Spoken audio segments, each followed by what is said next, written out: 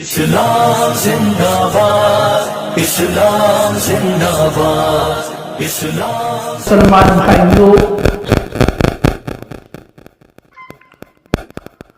ہم اور آپ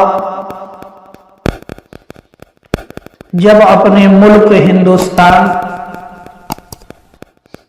کی تاریخ کو پڑھتے ہیں تو ہندوستان کی تاریخ میں ایک وقت ایسا بھی ملتا ہے کہ ہندوستان کے اندر ہر طرف جو ہے کفر کا بول بالا تھا، ہر طرف باطل معبودان کی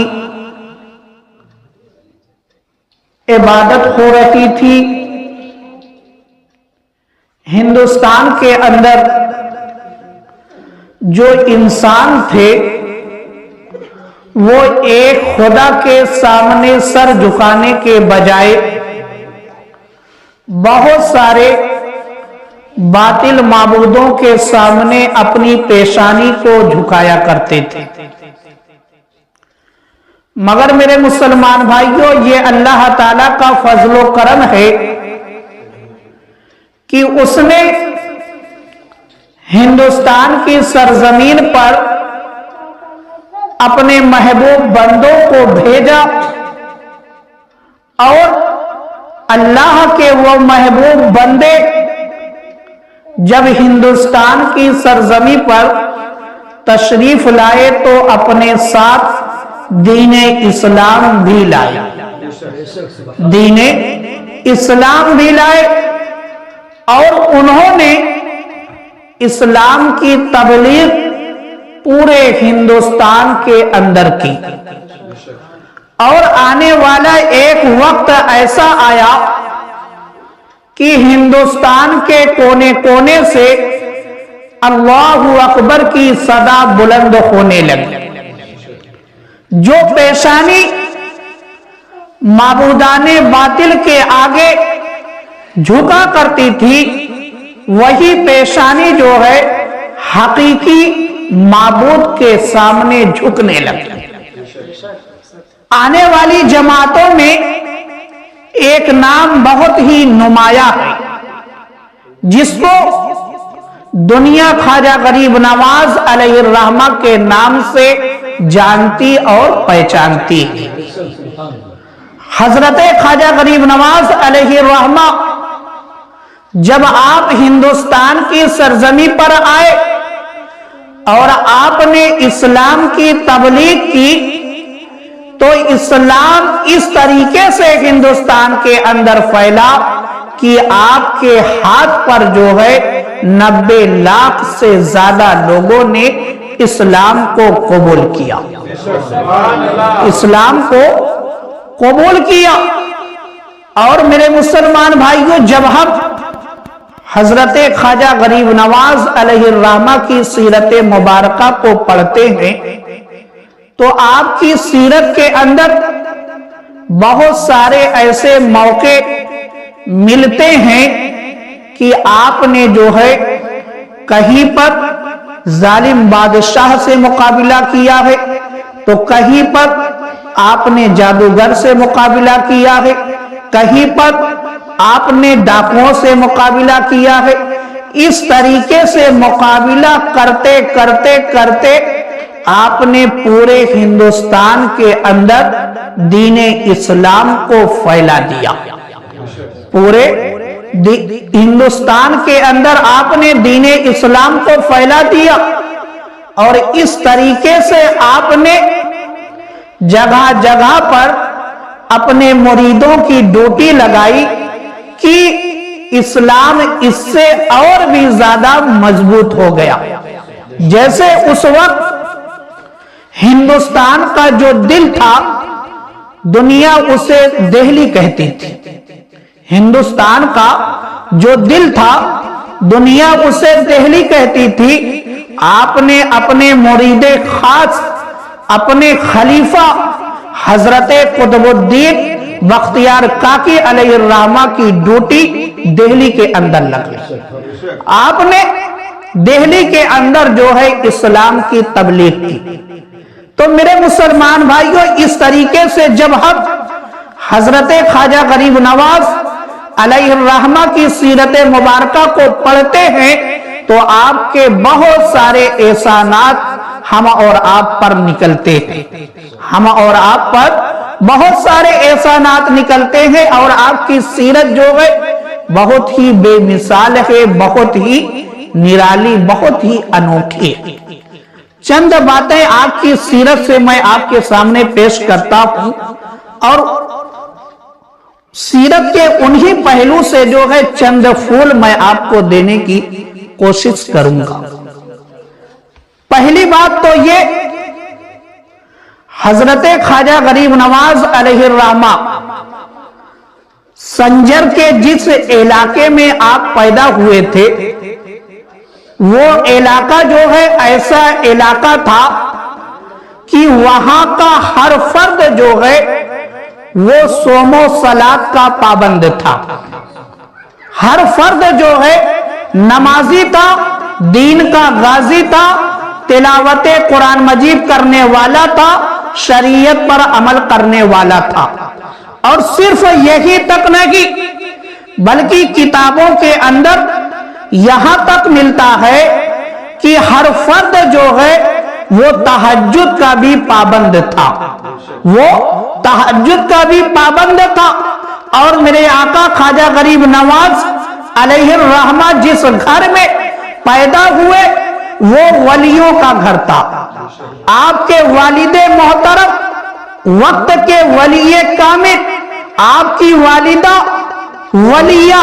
तो मेरे मुसलमान भाइयों, मेरे ख्वाजा गरीब नवाज ऐसे इलाके में तशरीफ लाए जो इलाका जो है शरीयत पर अमल करने वाला था, और आप ऐसे घर में तशरीफ लाए जो घर जो है सोमो सलात का पाबंद था। तो मालूम क्या हुआ कि जब मुआशरा जो है अच्छा होता है और घर अच्छा होता है तब ख्वाजा गरीब नवाज जैसा बच्चा जो है पैदा हुआ करता है। और दूसरी चीज, जब वालिदैन नेक होते हैं तब कहीं जाकर जो है नेक स्वाले औलाद मिलती है। इसलिए आज हम और आप नेक स्वाले औलाद के लिए तो रोना रोते हैं कि हमारी औलाद अच्छी नहीं है, हमारी औलाद नेक नहीं है, हमारी औलाद स्वाले नहीं है। तो मेरे मुसलमान भाइयों, अगर नेक और स्वाले औलाद चाहिए तो उससे पहले जो है हम और आपको खुद नेक और स्वाले बनना पड़ेगा। हम और आपको अच्छा बनना पड़ेगा, तब अल्लाह ताला जो है जो हमारे घर में बच्चा तशरीफ लाएगा अल्लाह ताला की तरफ से, यानी जिस बच्चे की पैदाइश हमारे घर में होगी, जब हम नेक और स्वाले होंगे तो अल्लाह के फजलो करम से जो है वो बच्चा भी नेक और स्वाले होगा। और मेरे मुसलमान भाइयों देखो, अब मुआशरा, इंसान सोचता है कि हमारा जो मुआशरा है, हमारे आसपास के जो लोग रहने वाले हैं वो अच्छे हो जाए। तो अब ये अच्छे बनेंगे कैसे, यानी हमारा मुआशरा अच्छा कैसे होगा? तो इसके लिए जो है हर फर्द को अपनी जिम्मेदारी निभानी पड़ेगी। हर फर्द ये इरादा कर ले कि मैं जो है अच्छाई की तालीम दूंगा, खुद भी अच्छा बनूंगा और अच्छी बात लोगों तक पहुंचाऊंगा, अपने घर में जो है इस्लामी माहौल बनाऊंगा। तो इस तरीके से हमारा मुआशरा जो है बहुत आसानी के साथ अच्छा हो सकता है, जब हर इंसान अपनी जिम्मेदारी निभाने लगे। और देखो मेरे मुसलमान भाइयों, मेरे ख्वाजा गरीब नवाज अलैहिर्रहमा, आप बचपन से ही जो है गरीब नवाज थे। गरीब नवाज का मतलब आप यतीमों की, मिस्कीनों की, जरूरतमंदों की जो है आप बचपन से ही मदद किया करते थे। یہاں تک کہ آپ جو ہے اپنے ساتھیوں کو بچپن کے عالم میں جو آپ کے دوست تھے، آپ کے ساتھی تھے، آپ ان کو اپنے گھر جو ہے لے جاتے اور اپنے گھر لے جانے کے بعد اپنے دوستوں کو جو ہے کھانا کھلاتے، اور کھانا کھلانے کے بعد جو ہے آپ بہت خوش ہوا کرتے تھے. یعنی آپ کے دوست جو آپ کے ساتھ میں رہنے والے لوگ تھے، جب وہ آپ کے گھر کھانا تناول فرما لیتے تو تناول فرمانے کی وجہ سے آپ بہت خوش ہوتے کہ آج میرے دوستوں نے جو ہے میرے گھر کھانا تناول فرمایا، میرے دوستوں نے میرے گھر کھانا کھایا ہے. تو میرے مسلمان بھائیوں، یہ میرے خواجہ غریب نواز علیہ الرحمہ کا اخلاق ہے کہ آپ نے ہمیشہ جو ہے لوگوں کو کھلایا ہے، پلایا ہے، ضرورت مندوں کو نوازا ہے، اور نوازنے کے بعد احسان نہیں جتلایا بلکہ خوشی کا اظہار کیا. تو ہم اور آپ کو بھی خواجہ غریب نواز علیہ الرحمہ کے نقش قدم پر چلتے ہوئے جو ہے ضرورت مندوں کو دینا چاہیے. یتیموں کی، غریب جو یتیم ہیں، غریب ہیں، مسکین ہیں، ان کی مدد کرنی چاہیے. جب بھی موقع مل جائے پیچھے نہیں ہٹنا چاہیے، اور اچھے اچھے ارادے کے ساتھ دینا چاہیے، نہ کہ احسان کرنے کی نیت سے. احسان کرنے کی نیت سے ہرگز آپ کسی کو کچھ نہ دیں. جب بھی دیں اللہ کی رضا حاصل کرنے کے لیے دیں، اللہ کو راضی کرنے کے لیے دیں. تب تو آپ کو جو ہے دینے پر بہت زیادہ فائدہ حاصل ہوگا. ورنہ جو ہے اگر کوئی انسان احسان کے لیے کسی کو دے گا تو کوئی فائدہ اس کو حاصل نہیں ہو سکتا. جیسے اب بہت سے لوگوں کی سوچ کسی کو دینے کے بعد، جیسے مثال کے طور پر آج کل کا زمانہ ایسا ہو گیا ہے کہ اگر کوئی شخص کسی مدرسے میں 10 روپیہ چندہ دے دیتا ہے، اور وہی شخص جب اسی مدرسے میں جاتا ہے قرآن خوانی کے لیے، اور اس مدرسے کا اسٹاف جو ہے وہ یہ کہہ دیتا ہے کہ آج آپ کی قرآن خوانی نہیں ہو پائے گی، تو سامنے والا جواب کیا دیتا ہے کہ اب چندہ لینے کے لیے آنا. مطلب یہ کہ اس نے جو ہے اللہ کو راضی کرنے کے لیے نہیں دیا تھا، بلکہ جو ہے احسان جتلا رہا ہے کہ میں نے مدرسے میں 10 روپیہ دیا تھا، یا مدرس کو 10 روپیہ دیا تھا احسان کے طور پر، تبھی تو وہ کہہ رہا ہے کہ اب چندہ لینے کے لیے آنا. ہرگز اس نیت سے جو ہے نہ آپ مسجد میں دے، نہ مدرسے میں دے، نہ کسی ضرورت مند کو دے. جب بھی دے اللہ کو راضی کرنے کے لیے دے، اللہ کی خوشنودی حاصل کرنے کے لیے دے. اور جب آپ اس ارادے سے دیں گے تو میرا مولا فرماتا ہے کہ اگر تم 1 دو گے تو میں تمہیں 10 جو ہے بدلے میں عطا فرماؤں گا. یعنی اگر آپ نے 1 روپیہ اللہ کی راہ میں دے دیا تو اس پر اللہ تعالیٰ تمہیں 10 روپیہ عطا فرمائے گا. دینے سے کم نہیں ہوتا، بڑھتا ہے، اس دولت میں برکت آ جاتی ہے، اور اس طریقے سے برکت آتی ہے کہ آدمی خود اندازہ نہیں لگا پاتا. اور دیکھو میرے مسلمان بھائیوں، میرے خواجہ غریب نواز علیہ الرحمہ کی غریب نوازی دیکھو کہ بچپن کا عالم ہے. عید الفطر کا دن ہے، آپ عید کی نماز ادا کرنے کے لیے تشریف لے جا رہے تھے، تو آپ نے کیا دیکھا کہ راستے کے کنارے ایک بچہ کھڑا ہے جو زارو قطار رو رہا ہے، اور اس کا لباس جو ہے پرانا ہے، پھٹا ہوا ہے. آپ اس بچے کے قریب گئے اور پوچھا کہ آج عید کا دن ہے، سب نے جو ہے نیا نیا لباس پہنا ہے، آخر تم نے نیا لباس کیوں نہیں پہنا؟ تو اس بچے نے کہا کہ میں یتیم ہوں، میرے پاس نیا لباس نہیں ہے. میرے خواجہ غریب نواز علیہ الرحمہ نے جب یہ الفاظ سنا فوراً آپ نے جو ہے اپنا لباس نکال کر اس بچے کو پہنا دیا، اس بچے کو فوراً اپنا لباس پہنا دیا۔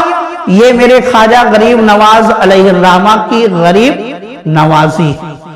کہ آپ کے سامنے کوئی مجبور ہو، پریشان ہو اور آپ اس کی مدد نہ کرے، ایسا ہرگز نہیں ہوتا تھا۔ جو بھی آپ کے دربار میں آپ کے پاس آتا تھا سب کو آپ نوازتے تھے، اور آپ کا یہ فیض آج بھی جو ہے اجمیر کی سرزمین سے بٹ رہا ہے۔ آج بھی جو آپ کے دربار میں جاتا ہے، آپ کے روضے پر جاتا ہے اور اپنی جھولی کو پھیلاتا ہے، آج بھی اس کی جھولی جو ہے بھری جاتی ہے، آج بھی اس کو مل رہا ہے۔ میرے مولا نے اپنے اس محبوب بندے کو اتنا نواز دیا ہے، اتنا نواز دیا ہے کہ اس بندے کے دروازے پر جس نے بھی اپنے دامن کو پھیلا لیا اس کا دامن کبھی خالی نہیں رہتا۔ اور دیکھو میرے مسلمان بھائیو، میرے خواجہ غریب نواز علیہ الرحمہ آپ کی سیرت نماز کے حوالے سے بہت ہی انوکھی ہے۔ آپ کے مرید حضرت خواجہ قطب الدین بختیار کاکی علیہ الرحمہ فرماتے ہیں کہ حضرت خواجہ غریب نواز علیہ الرحمہ کا زیادہ سے زیادہ وقت جو ہے عبادتوں میں گزرا کرتا تھا، اور آپ کو قرآن کی تلاوت سے اتنی محبت تھی، اتنی محبت تھی کہ آپ اٹھتے بیٹھتے سوتے جب بھی آپ کو موقع مل جاتا تھا فوراً جو ہے آپ تلاوت شروع کر دیا کرتے تھے، فوراً آپ تلاوت شروع کر دیا کرتے تھے۔ یہاں تک کہ کبھی کبھی ایسا ہوتا تھا کہ دن بھر کے اندر جو ہے آپ ایک ختم قرآن فرما لیا کرتے تھے، اور نماز پوری رات آپ اللہ کی عبادت کیا کرتے تھے، کبھی بھی جو ہے آپ نماز کو نہیں چھوڑا کرتے تھے۔ آپ یہاں سے اندازہ لگائے کہ جب ہندوستان کی سرزمین پر اللہ اکبر کی صدا بلند کرنا قانوناً جرم تھا، یعنی کوئی اللہ اکبر کی صدا نہیں بلند کر سکتا تھا اجمیر کی سرزمین پر، مگر ایسے وقت میں بھی میرے خواجہ غریب نواز علیہ الرحمہ نے اذان بھی دلوائی ہے اور جماعت کے ساتھ نماز بھی ادا فرمائی ہے۔ ایک بھی وقت آپ کی جماعت ترک نہیں ہوئی، یہاں تک کہ مسجد نہیں تھی آپ نے مسجد تعمیر کی، اور اپنے تمام مریدوں کو یہ حکم دیا کہ جماعت کے ساتھ نماز ادا کرتے رہو۔ اور دیکھو میرے مسلمان بھائیو، ایک مرتبہ میرے خواجہ غریب نواز علیہ الرحمہ نیشا پور کے ایک علاقے سے گزر رہے تھے، اور جب آپ سفر میں تھے تو وقت جو ہے عصر کا قریب آ گیا۔ اب آپ کو یہ فکر ہوئی کہ پاس میں اگر کوئی مسجد مل جاتی تو اس مسجد کے اندر جا کر جو ہے جماعت کے ساتھ نماز ادا کر لی جائے۔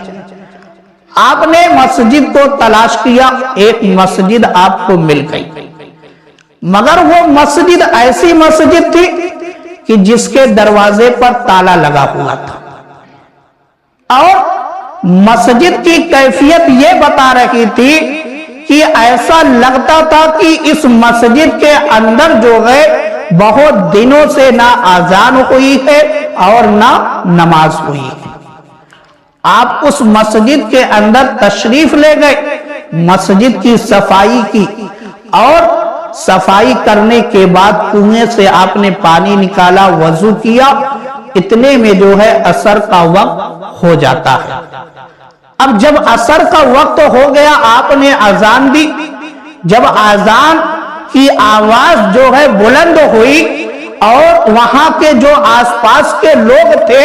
جب ان لوگوں نے اذان کی آواز کو سنا تو لوگ دیکھنے کے لیے مسجد کے قریب آ گئے کہ آخر کون ایسا شخص ہے جو اس مسجد سے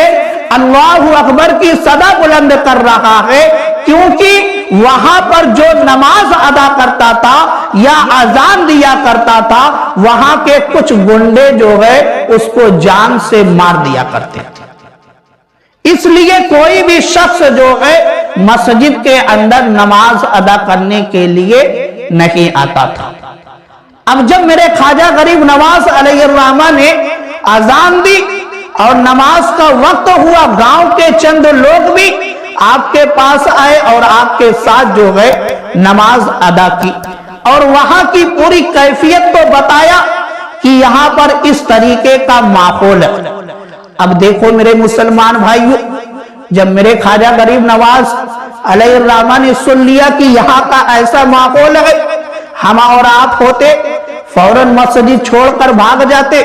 کیونکہ مسلمان آج کہتا ہے کہ مسلمان بہت خطرے میں ہے یا اس طریقے کی پریشانی میں کچھ نہیں کر سکتا۔ دیکھو میرے خواجہ غریب نواز علیہ الرحمہ نے تبلیغ کس طریقے سے کی ہے۔ میرے خواجہ غریب نواز علیہ الرحمہ کو جب یہ بتایا گیا کہ اس طریقے کا یہاں ماحول ہے، تو آپ نے فوراً یہ ارادہ کر لیا کہ میں اس وقت تک اس مسجد کو چھوڑ کر نہیں جاؤں گا جب تک یہ مسجد آباد نہیں ہو جاتی، جب تک یہ مسجد آباد نہیں ہو جاتی۔ میرے آقا خواجہ غریب نواز علیہ الرحمہ نے عصر کی بھی نماز اسی مسجد کے اندر ادا کی، مغرب کی بھی نماز اسی مسجد کے اندر ادا کی، یہاں تک کہ عشاء کا جب وقت ہوتا ہے آپ نے عشاء کی اذان دی اور نماز ادا کر ہی آپ رہے تھے کہ کچھ لوگوں نے جو ہے آپ کو گھیر لیا، اور جب آپ کو گھیر لیا گیا چاروں طرف سے اور آپ نے نماز ادا کرنے کے بعد جب سلام پھیرا تو آپ نے پوچھا کہ بات کیا ہے، تو ان لوگوں نے کہا کہ آپ کی اتنی ہمت کیسے ہوئی کہ آپ نے جو ہے اس مسجد کے اندر اذان دی اور نماز ادا کی۔ تو میرے خواجہ غریب نواز علیہ الرحمہ نے فرمایا کہ میں اللہ کا بندہ ہوں اور میرے مولا نے ہم پر جو ہے نماز فرض کی ہے، میں فرض ادا کر رہا ہوں، اور جس مولا کی میں عبادت کر رہا ہوں اسی مولا کا یہ حکم ہے کہ نماز جو ہے وقت پر ادا کی جائے، تو میں وقت پر نماز ادا کر رہا ہوں۔ آخر تمہیں پریشانی کیا ہے؟ اس طریقے سے گفتگو ہوتے ہوتے میرے خواجہ غریب نواز علیہ الرحمہ نے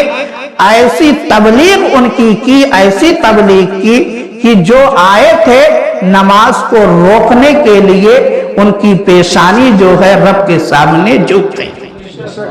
ان کی پیشانی رب کے سامنے جھک گئی، وہ نمازی بن گئے، اور ایسے نمازی بنے کہ جو مسجد کل تک ویران تھی وہ مسجد جو ہے آباد ہو گئی، وہ مسجد آباد ہو گئی۔ یہ تبلیغ ہے میرے خواجہ غریب نواز علیہ الرحمہ کہ آپ نے نہ مال کی لالچ کی، نہ آپ نے اپنے جان کا خوف کیا، کچھ بھی نہیں کیا۔ اگر آپ کے سامنے کچھ تھا تو اسلام کی تبلیغ کا مشن تھا، آپ اسی کو آگے بڑھاتے رہے۔ اور ہم اور آپ ہیں میرے مسلمان بھائی کہ ہمارے قریب میں مسجد ہے، روز جو ہے اذان ہوتی ہے 5 مرتبہ، مگر ہم مسجد تک نہیں جاتے، ہماری بھی مسجد ویران ہوتی چلی جا رہی ہے۔ اپنی مسجد کو ضرور آباد کریں، اور جس گاؤں کی مسجد آباد رہتی ہے وہ گاؤں جو ہے خوشحال رہتا ہے، کیونکہ مسجد بھی دعا اور بد دعا دونوں کرتی ہے۔ اگر اس کے پیٹ کو بھرا جاتا ہے تو مسجد اس گاؤں کی خوشحالی کے لیے دعا کرتی ہے، اور جس مسجد کا پیٹ نہیں بھرا جاتا ہے وہی مسجد جو ہے گاؤں والوں کے لیے بد دعا کرتی ہے۔ تو میرے مسلمان بھائیوں، اپنی مسجد کو ضرور آباد کریں، اور میرے خواجہ غریب نواز علیہ الرحمہ نے جو ہم اور آپ کو مشن دیا ہے اس مشن کو ہم اور آپ کو آگے بڑھانا، یعنی آپ نے نماز کی تاکید کی ہے، نماز ادا کر کے ہم اور آپ کو یہی تعلیم دی کہ نماز کسی بھی حال میں نہ چھوڑی جائے، تو ہم اور آپ کو بھی چاہیے کہ نماز کی پابندی کریں، کسی بھی حال میں نماز کو نہ چھوڑیں۔ اور دیکھو میرے مسلمان بھائی، میرے خواجہ غریب نواز علیہ الرحمہ جب آپ اجمیر کی سرزمین پر تشریف لائے، اس وقت جو ہے اجمیر کا جو نقشہ بتایا جا رہا ہے، وہاں پر چاروں طرف جو ہے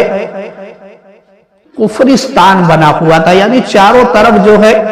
معبودان باطل کی جو ہے پرستش عبادت ہو رہی تھی، کیونکہ اجمیر شریف جو تھا وہ گڑھ مانا گیا تھا۔ ایسے گڑھ میں میرے خواجہ غریب نواز علیہ الرحمہ تشریف لائے، اور یہاں پر قیام کا حکم میرے آقا سرکار دو عالم صلی اللہ تعالی علیہ وآلہ وسلم نے دیا تھا کہ آپ کو جو ہے اجمیر شریف جا کر جو ہے اپنا مرکز وہیں پر بنانا ہے۔ تو جب میرے آقا نے یہ حکم دیا، اب میرے آقا نے جب حکم دے دیا تو اس کی برکت دیکھو۔ میرے سیدی سرکار اعلی حضرت امام احمد رضا خان فاضل بریلوی علیہ الرحمت و رضوان فرماتے ہیں کہ اجمیر شریف کی سرزمین سے جو بھی دعا کی جاتی ہے وہ دعا قبول ہوتی ہے، وہ دعا قبول ہوتی ہے، کیونکہ یہ جگہ جو ہے میرے آقا نے، اس جگہ کا انتخاب میرے آقا نے کیا۔ اب اس کو نسبت میرے آقا سے ہو گئی، اور جس چیز کو نسبت میرے آقا سے ہو جاتی ہے وہ چیز جو ہے ممتاز ہو جایا کرتی ہے، وہ چیز ممتاز ہو جایا کرتی ہے۔ تو میرے خواجہ غریب نواز علیہ الرحمہ نے اجمیر شریف میں اپنا قیام کیا، اور قیام کرنے کے بعد وہیں سے آپ نے جو ہے اسلام کی تبلیغ کا سلسلہ شروع کیا، اور دھیرے دھیرے دھیرے جو ہے اسلام پورے ہندوستان کے اندر پھیل گیا۔ ہم اور آپ کو اسلام کی جو دولت ملی میرے خواجہ غریب نواز علیہ الرحمہ کے صدقے میں ملی ہے، اس لیے ان سے سچی محبت کی جائے اور ان کی سیرت پر جو ہے عمل کرنے کی کوشش کی جائے، تاکہ زیادہ سے زیادہ ہم فائدہ حاصل کر سکیں۔ صرف اپنے آپ کو یہی تک محدود نہ کر دیا جائے کہ جب ان کے وصال کی تاریخ آ جائے تو صرف ان کے نام سے نیاز و فاتحہ دلا کر معاملہ ختم کر دیا جائے، نہیں، یہی تک اپنے آپ کو محدود نہ رکھے، بلکہ جو ہے سیرت خواجہ غریب نواز کے کوئی پہلو کو لے اور یہ پکا ارادہ کرے کہ اس سال جو ہے میں خواجہ غریب نواز علیہ الرحمہ کے سیرت کے اس پہلو پر جو ہے عمل کروں گا۔ اس طریقے سے اگر ہم نے ارادہ کرنا شروع کر لیا تو دھیرے دھیرے جو ہے آپ کی سیرت پر ہم عمل کرنے والے ہو جائیں، اور جو ایصال ثواب ہم ان کے نام سے کریں گے یقیناً جو ہے میرے خواجہ غریب نواز اس سے راضی ہوں گے۔ اور صرف ایصال ثواب کرنے سے فائدہ تو حاصل ہوتا ہے، مگر جو رضا حاصل کرنے کا معاملہ ہے، جو محبت کامل ہونے کا معاملہ ہے، وہ عمل میں جو ہے رکھا گیا ہے۔ جب تک ہم عمل کو بھی نہیں لیں گے تب تک ہماری محبت جو ہے کامل نہیں ہو سکتی۔ اس لیے دونوں پہلو کو لیا جائے اور اس پر عمل کرنے کی کوشش کی جائے۔ اللہ تعالیٰ کی بارگاہ میں دعا ہے